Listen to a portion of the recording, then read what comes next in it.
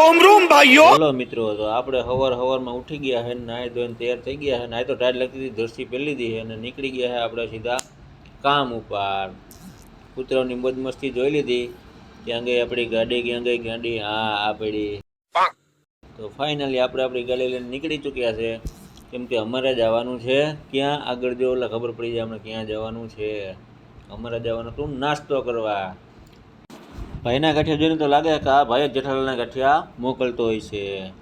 તો આપણે એનો ઓર્ડર આપી દીધો ભજીયાનો. લે ભાઈ આપણા માટે બનાવવા માંડ્યું છે ભજીયા.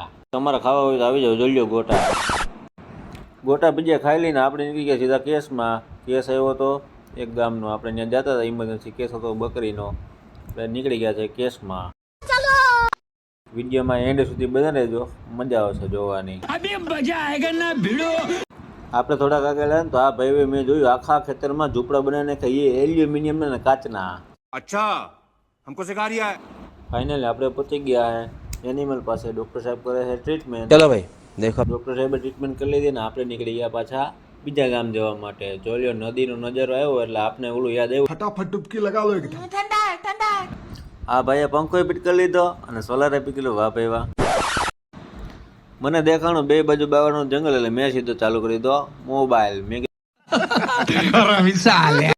પાછી નદી આવી ગઈ પણ આપણે ફાઇનલી માછલા પકડવા થતા નથી. આપણે ગામમાં પૂગ્યા પણ ગામમાં કોઈ દેખાતું નહોતું. ગામ હતું બંધ. ત્યાં પ્રસંગ હતો પણ પ્રસંગમાં કોઈ દેખાતું નહોતું. ગામ પૂરું કરીને નીકળ્યા તો એક વાત યાદ આવી. फंस गया सीएम।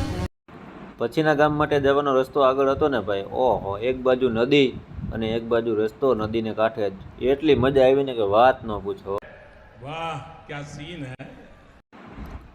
નદી એટલી સુંદર હતી ને કે ઊભી રાખીને ઊભી જવાનું મન થતું હતું, પણ પછી મેં વિચાર્યું કે मौसम तो ऐसा लग रहा है दिल गार्डन गार्डन हो रहा है, बहुत मजा आ रहा है यहाँ पे।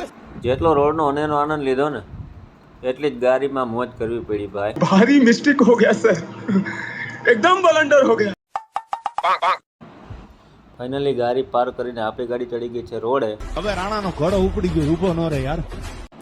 ગામના છોકરા સ્કૂલે જાય એને હરખતો જો, અને એક આપણે હતા ઢીકા પાટું મારી મારીને સ્કૂલે મોકલતા તોય ન જતા.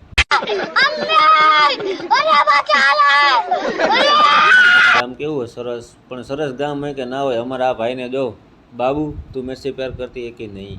कोई आपसे प्यार क्यों करेगा? ફાઇનલી ગામનો સમય પૂરો થયો એટલે આપણે નીકળી ગયા ત્રીજા ગામમાં જવા માટે. ठीक है समरिया। આજુબાજુમાં ખૂબસૂરત નજારા હતા પણ ભાઈ તો નવરાજ નહોતા જવા માટે. बाबू मेरे को ना नींद आ रही है बहुत देर से। માથું થાય કે ના થાય, આ ભાઈને કાંઈ ફેર જ ન પડે, કેમ કે આ ભાઈ અને એના સામેવાળા ભાઈ બે કરી નાખ્યું છે સોલાર ફીટ. ये बड़ी अच्छी बात कही आप। એને કંઈ ઝંઝટ જ નથી. ટ્રાફિક વાળું ગામ આવે ને પેલા તો ટ્રાફિક ગાડી આવી ગઈ. ટ્રાફિક ક્લિયર થઈ એટલે મને તો થયું કે આપણી ગાડીને હેલિકોપ્ટર બનાવી દઉં, પણ આગળ આ મોટું વાહન છે. पहले जरा जाड़ो જોઈ લ્યો અમારું ફૂલ ટ્રાફિક વાળું ગામ. હો, ફૂલ ટ્રાફિક વાળું ગામ પૂરું કરીને આપણે નીકળી ગયા છે જમવા માટે. अरे बाबा ऐसा रोने का नहीं, तेरे को भूख लगा है? ले खा खा। ફાઇનલી આપણે હોટલે પહોંચીને મંગાવેલી છે ગુજરાતી થાળી, અને અમે જમવા બેસીએ ને सोतरा काटी ना जाओ।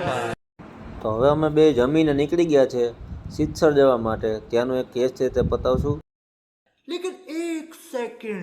સિદ્ધસર ગામની ગૌશાળામાં આવી ગયા છે. તમારા ગામમાં ગૌશાળા હોય તો કોમેન્ટ કરજો.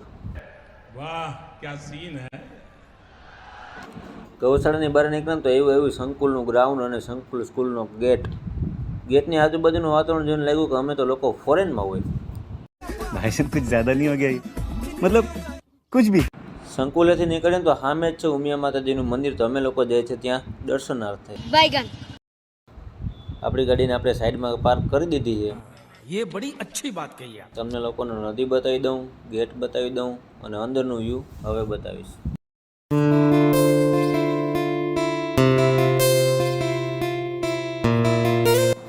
તો આ છે મંદિરની અંદરનો બગીચો. આ છે મંદિરનું સાઈડ વ્યૂ. આ છે મંદિરનું ફ્રન્ટ વ્યૂ.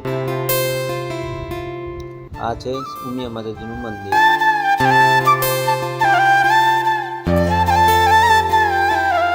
એની બાજુમાં છે ભોળાનાથનું મંદિર.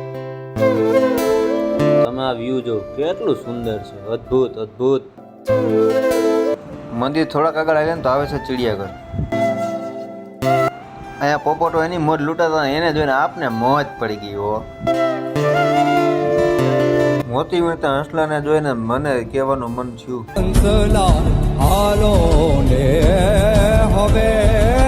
મેં હંસલાને કીધું તો હંસલાએ મને કીધું. થોડીક વાર હંસ સાથે વાર્તાલાપ કરીને ત્યાં 5 વાગી ગયા. પછી મને યાદ આવ્યું કે मुझे अपने घर जाना है. એટલે આપણે નીકળી ગયા ઘરે જવા માટે. રૂમે થોડીક વાર રીલ જોઈ ત્યાં તો હાંજ પડી ગઈ. હાંજ પડી ગઈ ને ભૂખ લાગી એટલે અમે બે નીકળી ગયા જમવા માટે. અહીંયા મેનુ મગાવવાની કાંઈ જરૂર હતી નહીં, કેમ કે અમે ઘરેથી નક્કી કરીને જ આવ્યા હતા. આજે ખાવાનું છે ગાંઠિયાનું શાક અને બાજરાના રોટલા, છાશ ને પાપડ.